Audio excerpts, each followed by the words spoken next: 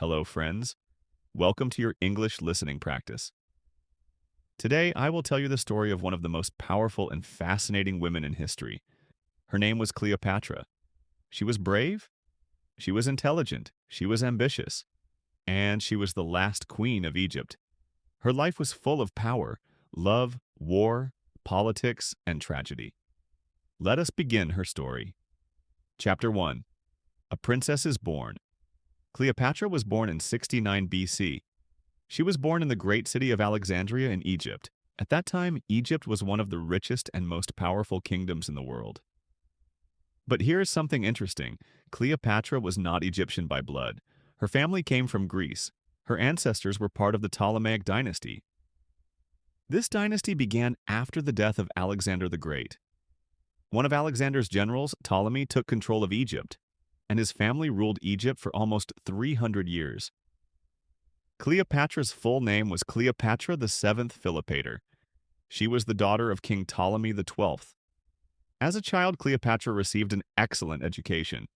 She studied mathematics, philosophy, medicine, and astronomy. But what made her special was her ability to speak many languages. She could speak Greek, Egyptian, Latin, and several other languages. Most rulers of her dynasty never learned the Egyptian language. But Cleopatra did. She wanted to connect with her people. From a young age, she understood power. She understood politics, and she knew that one day she would rule. Chapter 2. A Dangerous Throne. When Cleopatra was 18 years old, her father died. According to tradition, she had to marry her younger brother, Ptolemy the XIII. He was only 10 years old. In ancient Egypt, royal families often married within the family to keep power. Cleopatra and her brother became co-rulers. But there was a problem. Cleopatra wanted real power. She did not want to share control. Her brother's advisors were afraid of her intelligence and ambition.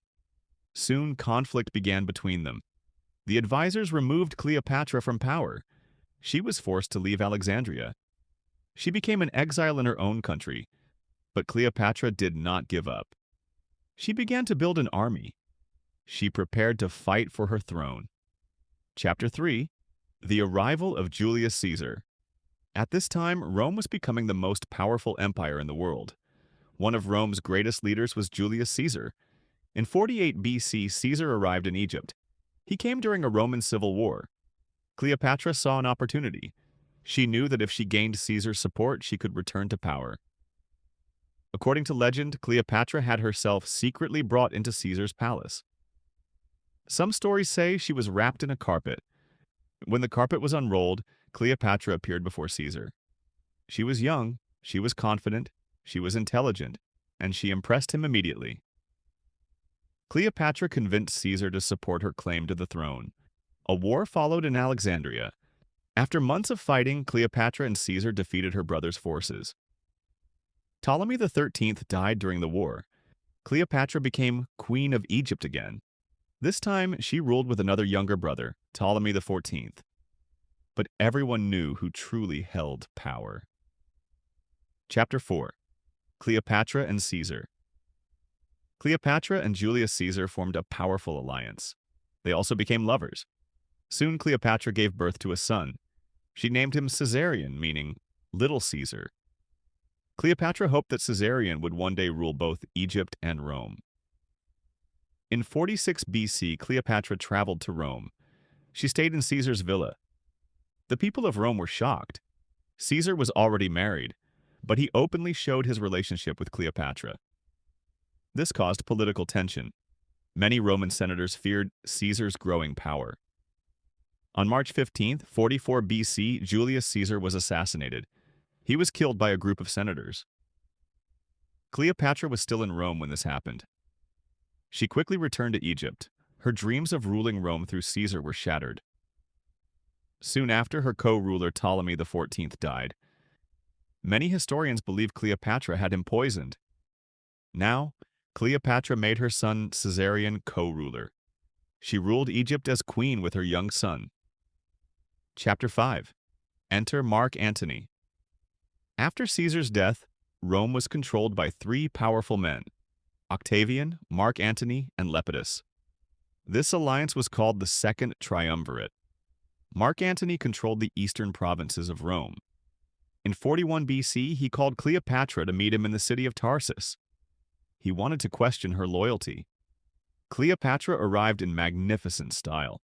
She came on a golden barge dressed like the goddess Isis. Music filled the air. Perfume surrounded the ship. She made a dramatic entrance. Mark Antony was impressed. Like Caesar before him, Antony was fascinated by Cleopatra's intelligence and charm. They formed a political and romantic alliance. Antony needed money and resources for his military campaigns. Cleopatra needed Roman protection. Their partnership was powerful. Chapter 6. Love and Power.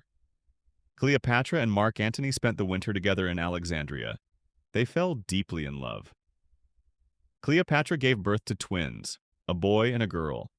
Later, she gave birth to another son.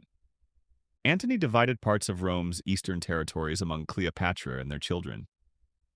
This event was known as the Donations of Alexandria, but this decision angered many Romans, especially Octavian.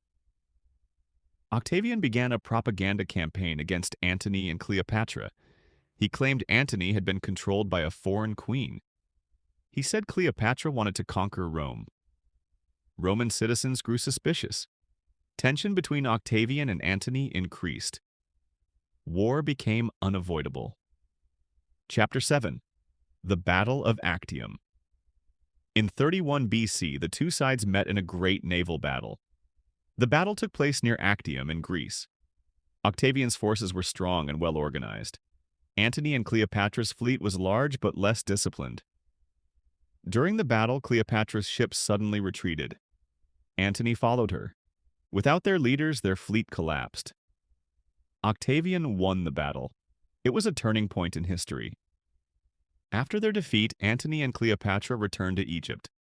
Octavian marched toward Alexandria. The final confrontation was near. Chapter 8. The Tragic End. In 30 BC, Octavian's army invaded Egypt. Antony believed Cleopatra had betrayed him. In despair, he stabbed himself with a sword. He did not die immediately. He was carried to Cleopatra's monument. He died in her arms. Cleopatra was devastated. She tried to negotiate with Octavian, but she knew she would be taken to Rome as a prisoner. She did not want to be humiliated. According to legend, Cleopatra chose to end her life. It is believed she allowed a poisonous snake, called an asp, to bite her. She died at the age of 39. With her death, the Ptolemaic dynasty ended. Egypt became a Roman province. Octavian became Augustus, the first Roman emperor. Chapter 9. Cleopatra's Legacy. Cleopatra is often remembered for her beauty, but historians now agree that her true power was her intelligence. She was highly educated. She was politically skilled. She spoke many languages. She ruled independently in a world dominated by men. She understood diplomacy. She understood strategy. And she fought to protect her kingdom. Her life changed the course of history. Without Cleopatra, the rise of the Roman Empire might have been different. She remains one of the most famous women in history. Movies, books, and paintings continue to tell her story. But beyond romance and drama, Cleopatra was a ruler, a strategist, a survivor, and a queen. Conclusion. Cleopatra's story is not just about love. It is not just about beauty. It is about power. It is about ambition. It is about courage. She lived in dangerous times. She made bold choices. Some led to greatness, some led to tragedy, but she never lived an ordinary life. She was the last queen of Egypt, and her name is still remembered more than 2,000 years later. Thank you for listening. I hope you enjoyed this story. Keep practicing your English, and I will see you in the next story.